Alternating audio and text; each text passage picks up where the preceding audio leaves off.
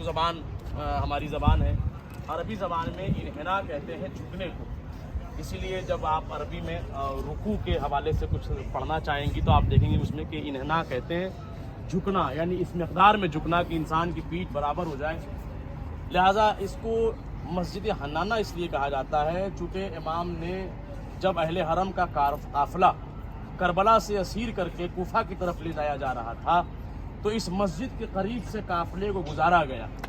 تو بعض روایتوں میں ہے کہ جب امام حسین کا سر نوک نیزہ پر دیکھا اس مسجد کی میناروں نے تو انہوں نے اپنے آپ کو جھکا دیا. مسجد حنانہ کہنے کی وجہ یہ ہے. لہذا اور بعض روایتوں میں ہے کہ امام حسین کا سر یہی دفن ہے، جہاں زری پر آپ زیارت کریں گے یہی امام کا سر دفن ہے.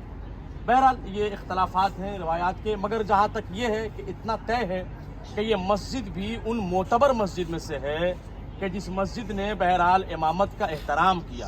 یعنی آپ یہ محسوس فرمائے کہ اس زمانے کے دشمن مزاج لوگ کیسے تھے کہ انسان ہو کر کے بھی امام کو اور ان کے بچوں کے ساتھ شہید کیا، مگر یہ ایک مسجد کے جو خانہ خدا ہے اس نے اپنے وجود سے یہ بتایا کہ نہیں، یہ جو شخصیتیں گزر رہی ہیں چاہے اسیری کی شکل میں گزر رہی ہیں یہ قابل احترام ہے.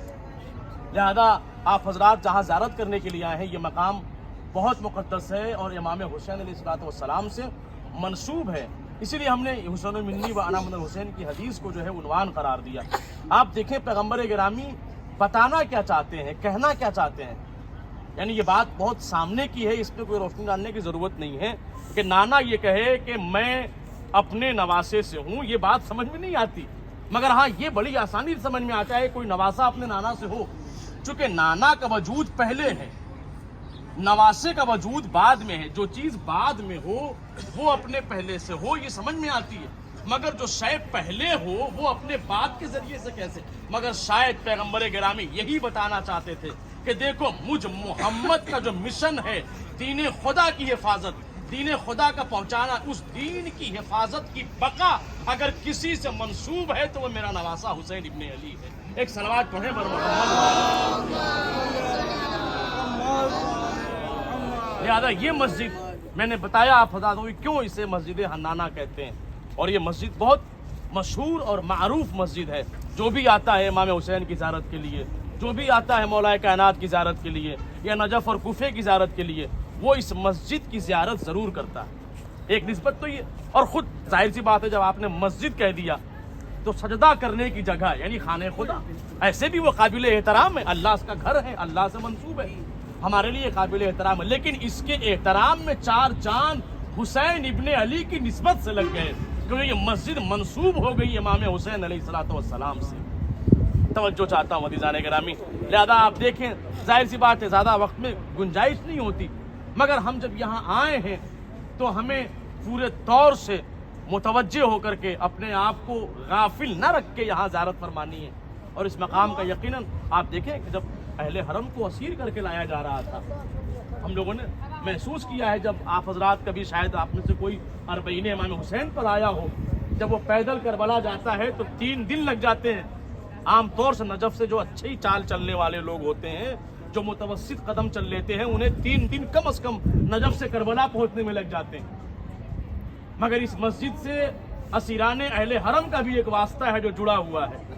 مگر ہم پیدل کربلا جانے والوں سے یہی پوچھیں گے کہ بھائی تم پیدل کربلا جا تو رہے ہو مگر تمہارے پیروں میں زنجیر تو نہیں ہے، تمہارے ہاتھوں میں ہتھکڑی تو نہیں ہے، پیروں میں بیڑیا تو نہیں ہے.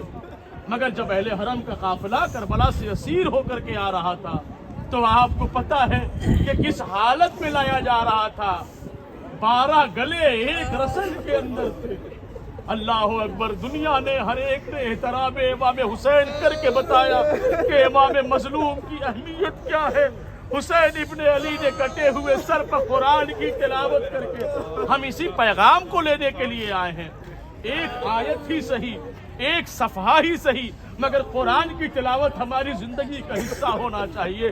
کیوں؟ اس لیے کہ امام حسین نے اپنے سر و تن میں جدائی کے بعد نوک نیزہ پر قرآن کی تلاوت کر کے بتایا کہ دیکھو قرآن تمہارے درمیان سے نہیں جانا چاہیے. اگر قرآن تمہارے درمیان ہے تو تمہاری زندگی کا حصہ ہونا چاہیے. عزیزان گرامی، میں نے یہ بات بارہا کہی ہے اور کہتا رہوں گا کہ باتیں پڑھ دینے کی ہوتی ہیں، سن لینے کی ہوتی ہیں، مگر احساس کا دائرہ بہت وسیع و عریض ہوتا ہے. اسیری کی زندگی ایسی تھی. ایک جملہ مجھے یہاں پہ یاد آ رہا ہے. ابھی اسی سال میں محرم کے دوران مطالعہ فرما رہا تھا. میں نے دیکھا کہ امام سجاد علیہ السلام ایک مقام پر فرماتے ہیں، کہتے ہیں کوفہ اور شام کی راہوں میں اگر سب سے زیادہ مجھے کسی چیز نے ستایا ہے تو وہ میری 4 سال کی بہن سکینہ کے سوالوں نے. بار بار اپنے بھیا کو روک کے جناب سکینہ یہی پوچھتی تھی، بھیا ابھی ہمیں کتنے راستے چلنے ہیں، بھیا ابھی ہمیں کتنے ظالموں کے تعزیے برداشت کرنے ہیں. جزاکم ربکم خیر الجزا. خدا کوئی غم نہ دے.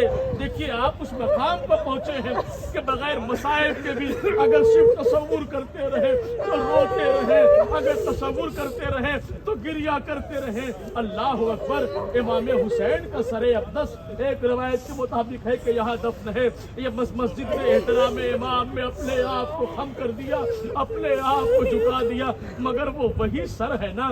ہمارے یہاں یہ بات احساس کی ہے کہ کوئی بھی جنازہ سر سے پہچانا جاتا ہے، چہرے سے پہچانا جاتا ہے. جب عصر عاشور شہادت امام کے بعد ارے خیموں میں آگ لگا دی گئی. اب جناب زینب بیٹھی ہوئی بچوں کو شمار کر رہی ہے. بچے کہاں ہیں؟ ایک مرتبہ دیکھتی ہیں سب موجود ہیں مگر بھتیجی سکینہ نظر نہیں آتی.